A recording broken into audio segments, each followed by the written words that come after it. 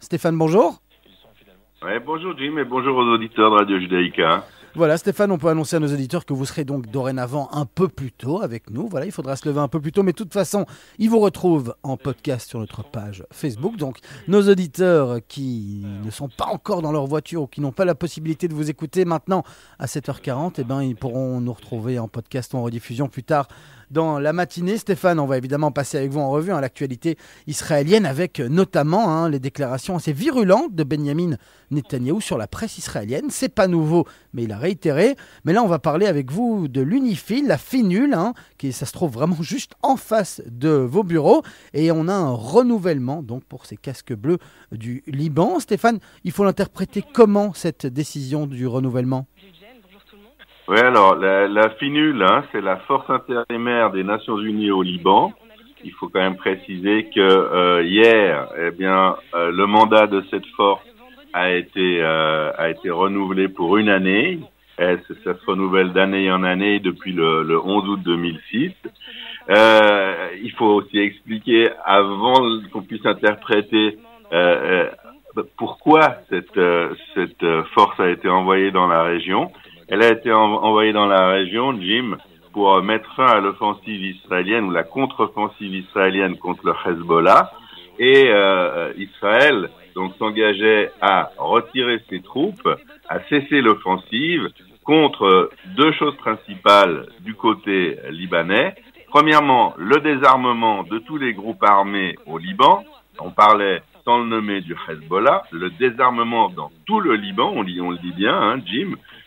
C'est-à-dire que aujourd'hui, sur la base de la résolution 1701, le Hezbollah ne devrait plus avoir la moindre arme au Liban, alors qu'il a pratiquement supplanté l'armée libanaise et qui mène des guerres à la place du gouvernement libanais et de son armée. Deuxième disposition, c'est qu'il n'aurait pas dû y avoir de forces armées au sud du Litani. Le Litani, c'est le fleuve qui coule en parallèle de la frontière israélienne.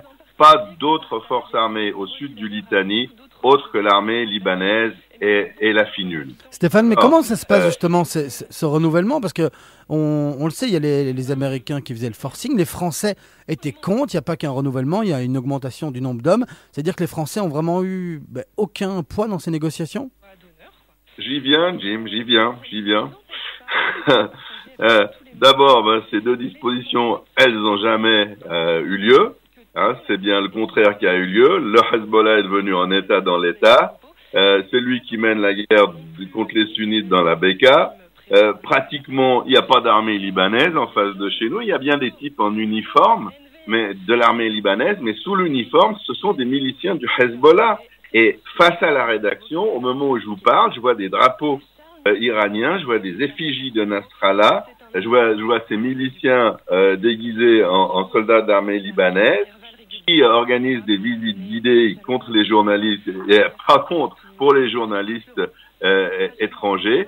Et puis, on rappelle, parce que c'est important dans ce que vous avez dit, la résolution 1701, qui proposait justement les conditions de la fin de ce conflit entre le Hezbollah au Liban et Tsahal, elle avait été proposée par la France et par les pays arabes. Quand cette résolution était passée, quand cette force avait été étoffée, il y avait 2000 soldats français. Aujourd'hui, il y en a 800. Et puis, pour répondre directement à votre question, la FINUL n'est pas acceptée par le Hezbollah, elle est tolérée. Le grand problème, c'est qu'il n'y a aucune inspection dans les villes et les villages qui sont tenus par le Hezbollah le long de la frontière, c'est-à-dire toutes les villes et tous les villages. Quand les soldats, les casques bleus de l'ONU essayent d'entrer, ou essayaient, parce qu'ils ne le font plus, d'entrer dans ces villages, ils étaient caillassés, puis ensuite mitraillés par le Hezbollah. Il y a eu des morts et des blessés. Ce qui se passe aujourd'hui, ce sont des patrouilles, des casques bleus sur les routes nationales, c'est-à-dire le long de la frontière et entre les villages, donc ils n'y entrent pas. Et puis en hélicoptère de l'ONU, qui passe 2 fois par jour, une fois le matin, une fois l'après-midi, exactement sur la frontière entre Israël et le Liban. Bref, d'une part, ça ne sert à rien, et puis d'autre part, le fait que les casques bleus, qui représentent le concert des nations, la légalité, est là, à côté du Hezbollah, s'entend avec le Hezbollah, ne fait pas son travail dans les villes et les villages, eh bien ça consolide, ça légitime quelque part la présence du Hezbollah. Et pourtant, le document qui fait foi, c'est la résolution 1701.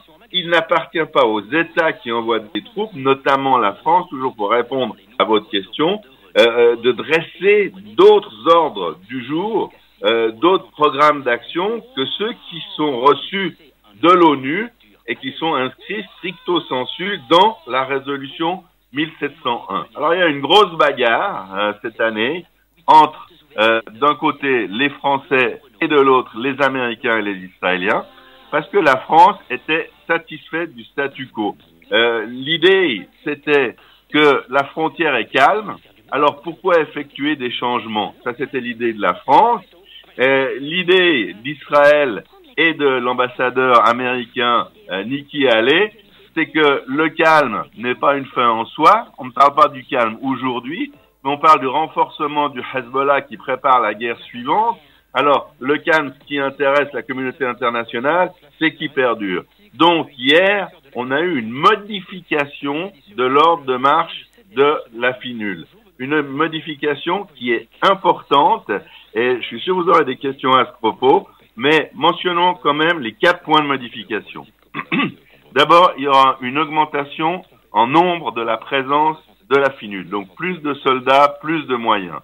Deuxièmement, une injonction, c'est-à-dire un ordre de l'ONU, du Conseil de sécurité à la FINUL, d'entrer dans les villes et les villages tenus par le Hezbollah. Et là, on peut vous dire que ça va chauffer, c'est-à-dire que le Hezbollah ne le laissera pas faire, parce que si l'ONU fait son travail dans les villes et les villages, il va découvrir des positions d'attaque du Hezbollah et des munitions dans des quantités assez astronomiques.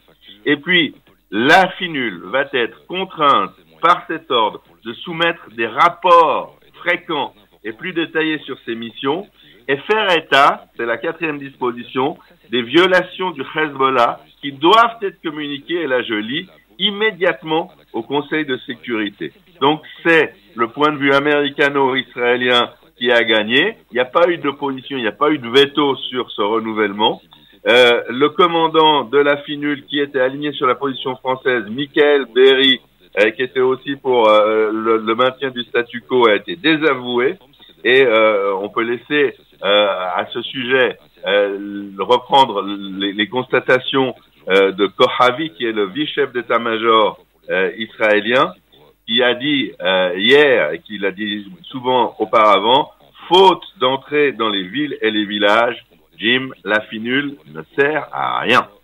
Donc voilà, au final, c'est tout de même une nouvelle, un renouvellement qui est dans l'intérêt des Israéliens. Vous pouvez nous confirmer ça, Stéphane, parce qu'on a beaucoup parlé des Libanais, des Français, des Américains, et vous venez de conclure là-dessus. Donc pour les Israéliens, c'est une bonne nouvelle. C'est évident que c'est une excellente nouvelle pour les Israéliens. Bien, on va regarder, Tzahal va regarder, puis nous on va regarder de l'endroit où on vous parle si c'est mis en œuvre. Si c'est mis en œuvre, ça va beaucoup changer de choses.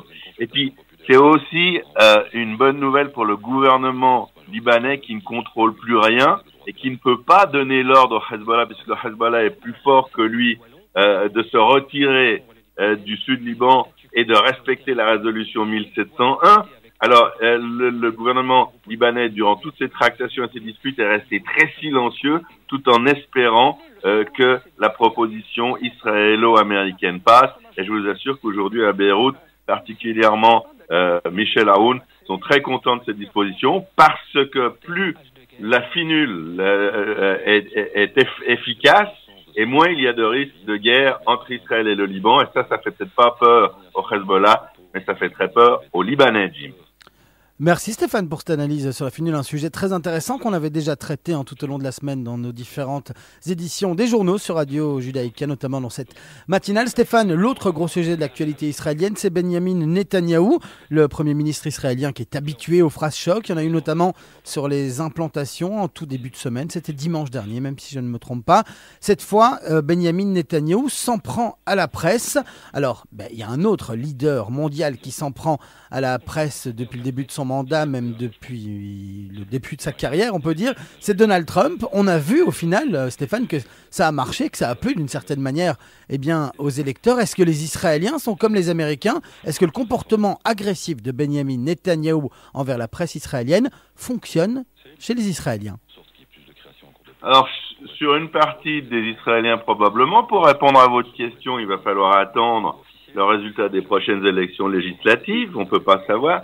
Mais sur la partie la moins éduquée, la plus extrémiste, effectivement, ça fonctionne. Mais c'est aussi grave pour le pays. Et je dirais, il y a une différence. Et là, je donne un avis personnel, c'est assez inhabituel. J'essaie d'être le plus objectif et le plus neutre possible. Mais je pense que le président Trump avait de bonnes raisons de se plaindre de la presse. Vous vous souvenez comme moi, Jim, lors de la soirée des élections, quand certaines grandes chaînes de télévision comme CNN ont appris que Trump était en tête et allait devenir président, on a vu des journalistes pleurer sur les plateaux, pleurer à chaudes larmes. C'était absolument évident qu'ils avaient un parti pris contre Trump. Ça, on l'a vu.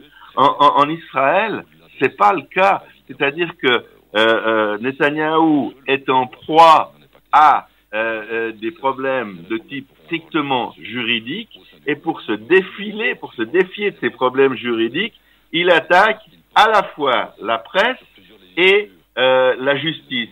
Alors, étant le garant, le chef de l'exécutif qui est responsable de la presse et de la justice, eh bien, c'est très surprenant et ça met en danger les relations entre les citoyens et leur gouvernement. Mais ce qu'on a appris ce matin et qui est très intéressant, Jim, c'est que Monsieur Netanyahou n'est pas fâché avec toute la presse. Notamment, il y a un journal gratuit qui s'appelle Israel Hayom, qui a été créé par son ami milliardaire Sheldon Adelson.